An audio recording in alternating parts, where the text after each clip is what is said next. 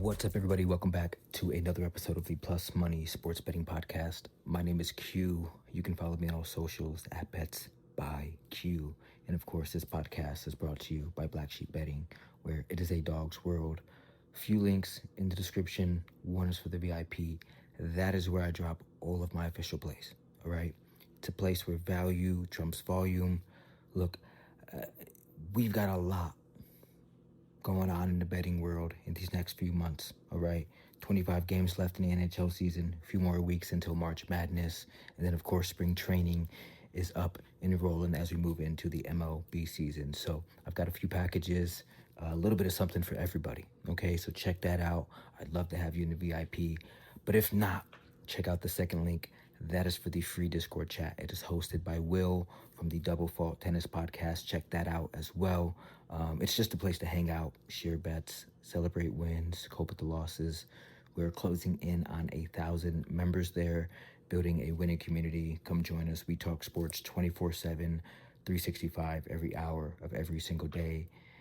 And actually, right now, we're locked in on some tennis bets here. So tennis swing is in North America right now. So we get some solid, games with some decent times. So you'll usually find me in the tennis channel late at night or early in the morning. Check that out. We'd love to have you in there. Again, it is absolutely free. All right. Let's recap yesterday because we cashed again. This game just ended. All right, we had Missouri plus 3.5 against Tennessee, and I told you this was a game which Missouri could absolutely win. That's exactly what happened in this game. They fell behind early, looked a little shaky to start, fell down like 12 points, but they went 0-3 from behind their three-point line to open the game, but they fought their way back into it. Once Missouri grabbed the lead in the second half, they never gave it back.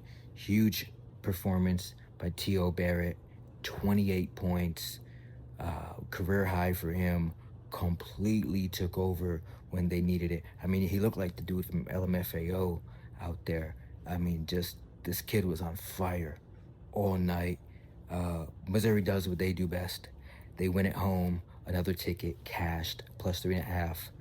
All right. It's a great start to the week, 2-0. Let's move on because NHL is back tonight. And I've got a play that I really like here. We're going with the Buffalo Sabres here on the money line. This has been one of our cash cows all year.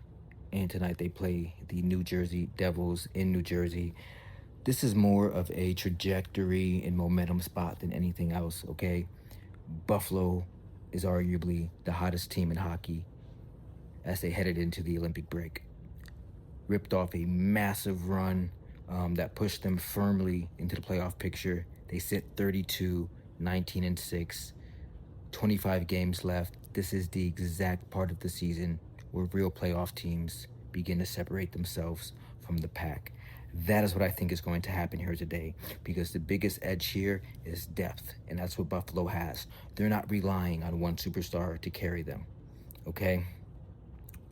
We know Tage Thompson is probably not going to be playing in this game. He sustained an injury in the semifinals, the travel spot and whatnot. It seems like Jack Hughes is going to be going for New Jersey, and it looks like the line is priced with that in mind, but yeah, Buffalo, we're not a one-man team, okay? We're rolling out multiple scoring lines. We're getting production throughout the lineup, playing much more structured hockey defensively down the stretch. Yes, I'm a Sabres fan, okay? But I know enough to know when to play my team, okay? When momentum pauses for an event like the Olympics, the teams that are built kind of on a system and depth tend to restart faster than teams built around a star-driven offense, right? That's kind of what this New Jersey team is a star-driven offense. Not the best team this year, but they rely heavily on their superstar, Jack Hughes. And that's important in this matchup because Jack Hughes in New Jersey Devils, obviously coming off the emotional Olympic period where Jack Hughes scores the golden goal. I mean, historically, the first game back after international play can be really sloppy. Now, obviously, the Olympics happen every 4 years. We do get the Winter Classic and those sorts of things as well. So travel, fatigue, bit of an emotional reset. The volatility here favors the deeper roster. That is Buffalo. They check that box. All right. This feels like a statement game. The Sabres know that they're finally in position to end the playoff drought that's haunted my entire childhood. But they have to earn these early post-break games where contenders like them reestablish their momentum as we move on to the final stretch of the season. All right. Buffalo was rolling before the pause. They're deeper top to bottom. I think that this is a spot where they show that they belong ahead of teams still fighting to stay in the hunt. So for today, to play Buffalo Sabres on the money line plus 100. Lock it in. I will see you at the counter. All right, one play on the board, one unit in play. Let's keep the momentum going into Wednesday. Buffalo Sabres on the money line plus 100. I'll be back here tomorrow with more plus money plays from around the sports world. As always, my name is Q from Black Sheep Betting, and I hope each and every one of you hit each and every one of your bets. Peace.